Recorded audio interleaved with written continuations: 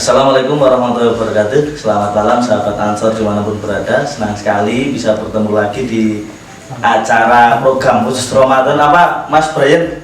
Jangan tanya Gujil. Jangan tanya Gujil itu sudah tahu singkatannya apa belum ini? Masih belum ketemu. Intinya kan ya, kita mengingatkan kita semua bahwa jangan asal bertanya. Kalau mau bertanya soal-soal hukum atau apa, jangan asal bertanya pada orang yang nggak ahlinya. Jadi seperti yang sudah hadir di studio kali ini adalah perwakilan dari Majelis Dzikir dan Sholawat Rijalul Ansor Kabupaten Purworejo. Terima kasih ya Hanafi sudah hadir di Jangan Tanya Gujil ini di apa namanya shoot yang kedua pada malam hari ini. Melanjutkan dari program kemarin ya, ini ada beberapa pertanyaan yang menarik dari sahabat-sahabat Ansor ataupun sahabat-sahabat yang lain tentang berbagai hal, tidak hanya tentang puasa. Kemarin ada banyak hal motivasi soal beragama dan lain sebagainya. Tapi langsung saja ini saya tanyakan pertanyaan yang pertama Kiai. Pertanyaan ini pertanyaan dari Alvan Z. Assalamualaikum. Mau tanya Tat, bagaimana hukumnya kalau kita lupa niat puasa Ramadan? Masih sah nggak puasanya di pagi harinya? Kalau nggak sah ngapain puasa dong? Nah, ini dari Alvan Z ini nanyain, mungkin banyak ya yang mungkin orang bisa kelupaan, apalagi kalau nggak tarawih berjamaah nih. Kalau di tarawih berjamaah kan biasanya itu apa namanya ada melafalkan niat bersama-sama. Nah ini bagaimana pendapat Ustadz Hanafi, Yai Hanafi tentang orang-orang yang lupa niat puasa Ramadan? Ya. Assalamualaikum warahmatullahi wabarakatuh. Waalaikumsalam warahmatullahi wabarakatuh. Lupa niat Ramadan ini masalah karena Ramadan dengan kewajiban puasanya seorang muslim itu harus nginep ke niat pada malam harinya. Otomatis nginep ke itu gimana? nginep ke niat itu niatnya pada malam hari. Oh ya. Maka para kiai kita di kampung itu membuat metodologi setelah tarawih kan ada niat bersama itu. Nawaitu somauddin dan ada iwati syahr ramadhani di sanati warudulillahi ta'ala. Itu dalam rangka untuk mengamankan niat jamaah supaya tidak lupa. Kenapa? Karena memang niat puasa harus diinapkan. Diinapkan beginilah, kok ono lali orang niat puasa ya puasanya rasa banyak tidak sah. Otomatis dia harus mengkodok. Tetap apa namanya harus menggodol lagi ya. Mungkin ini nganu ya, apa termasuk dari kearifan lokal kiai-kiai kita itu. Kalau di kampung itu biasanya apa yang tidak dituliskan di secara apa namanya metodologi hukum itu ya dilakukan. Misalkan tadi melafatkan niat bersama-sama itu juga ada maksudnya untuk menyelamatkan umat mungkin ya. Seperti pujian yang dilarang itu kadang kan ada yang melarang pujian di musola atau apa, kalau menjelang sholat itu kan ada pujian yang rame-rame itu kan ada orang yang nggak suka juga, atau wiridan setelah sholat itu kan ada orang yang nggak suka. Menurut Kiai gimana ya? Sebetulnya memang di masyarakat kita itu kan para kiai NU membuat metodologi dalam rangka untuk supaya jamaahnya itu tidak keluar dari real. Nah, caranya para kiai membuat kreativitas seperti setelah azan ada pujian, setelah sholat ada wiridan, di samping juga ada tuntunan yang memang itu dari Rasul SAW, tapi dikemas waktu-waktu yang efektif untuk melakukan itu dan disempurnakan dalam sebuah aurat. Atau kalau tadi puji-pujian setelah azan sebelum iqamah, ini dalam rangka menunggu jamaah. Kan di Indonesia khususnya wong desa kan pada lunga sekarpe dewek, diundang kon makan ke masjid sampai di masjid itu butuh waktu lama. Maka ngapain waktu yang begitu lama tanpa ada kegiatannya jelas? Maka para kiai membuat sebuah metodologi dengan cara bermujahadah atau bersolawat atau mengidungkan hidung yang bermanfaat untuk mengingatkan jamaah atau masyarakat. Oh iya, aku gede.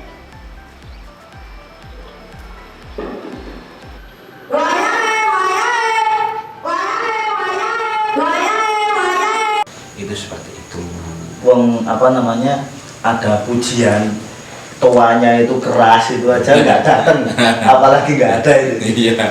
Ini juga masalah ya. Ini teman-teman kreatif ini alasan kadang padahal rumahnya kan dekat musola. Alasan toanya itu arahnya itu ke atas, jadi nggak denger, harusnya toanya itu ke bawah itu musola itu. Yang enggak, yang di Apa mungkin itu dijapri satu-satu ya? Pada kelingan. Jadi ini ada apa tugas tambahan kiai Ya. atau muadzin japri WA ini ya luar Japri biasa. WA. Minimal diskol ya, sholat kayak gitu.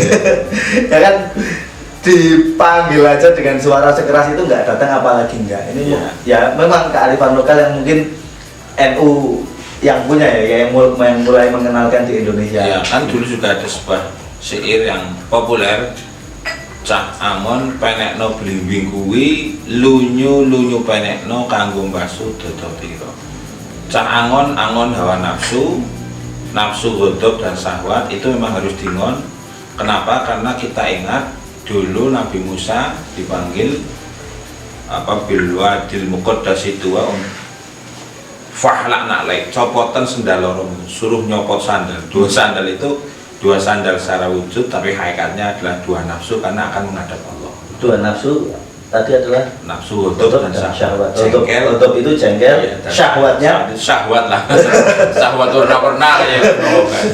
iya. Nah, karena ini adalah yang menempel pada sifat manusia, ghadab dan syahwat, maka hendaknya nafsu ini dingon di manage, diinggil kesik, seperti nyopot sandalin Nabi Musa pada waktu akan menghadap Allah Subhanahu wa taala. Copot sik, mulut cah angon. Penekno blimbing lingine limo, tentunya seperti sholat 5 waktu, bisa ditafsirkan seperti itu. Lunyu penekno, walaupun licin tetap harus dinaiki.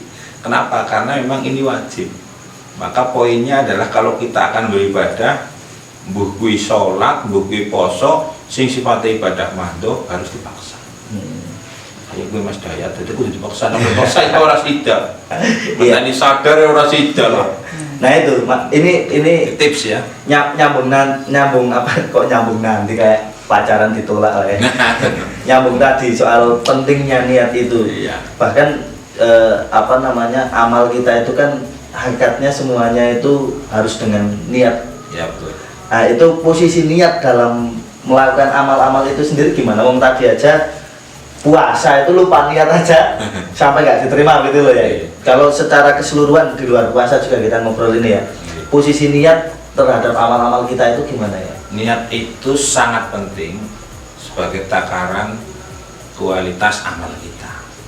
Sejauh mana kita berniat, di situ menjadi berkualitasnya amal kita.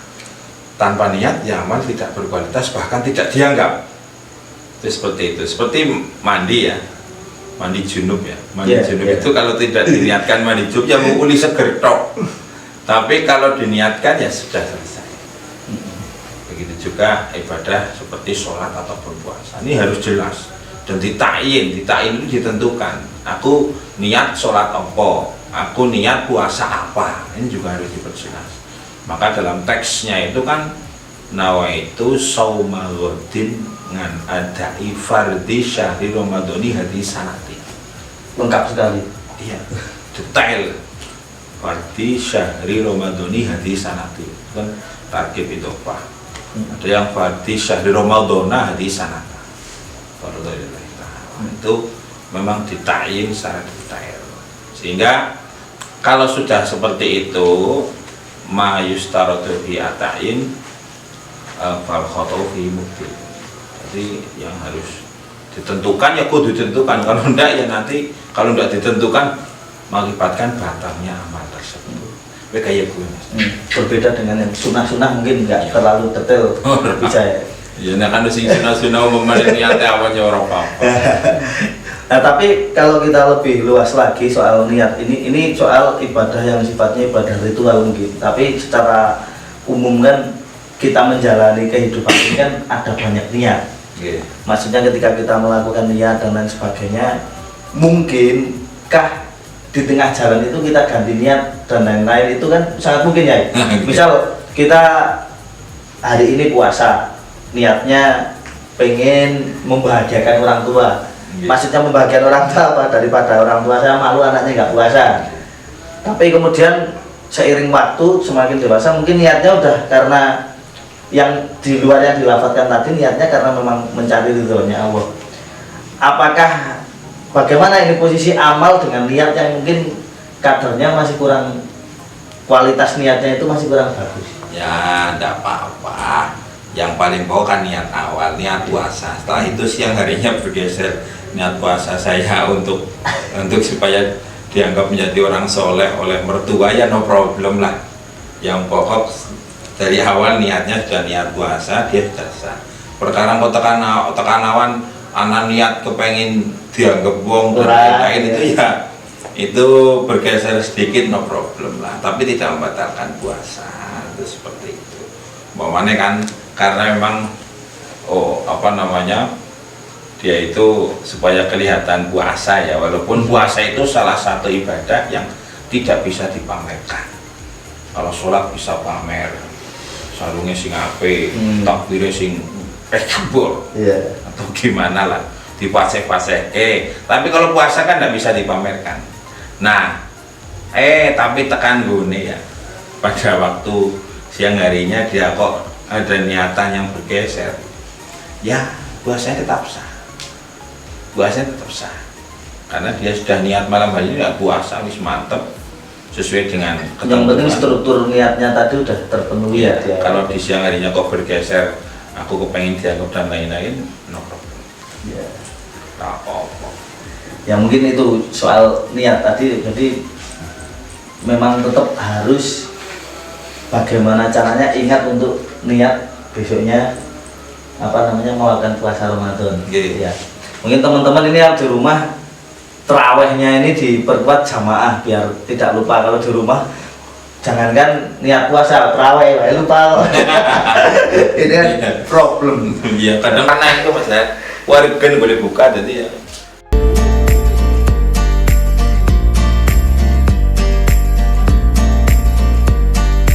Mangkana himmatuhu matukhil faqimatuhu makhrij. Sapa wonge, siapa orangnya yang sejane atau niatnya atau orientasinya hanya madukhil, apa yang masuk ke dalam perut, faqimatuhu makhrij, maka nilai orang itu ya seperti yang keluar dari jalan belakang. Kayak doge sing metu. Ini nggak ada sensor-sensor ya.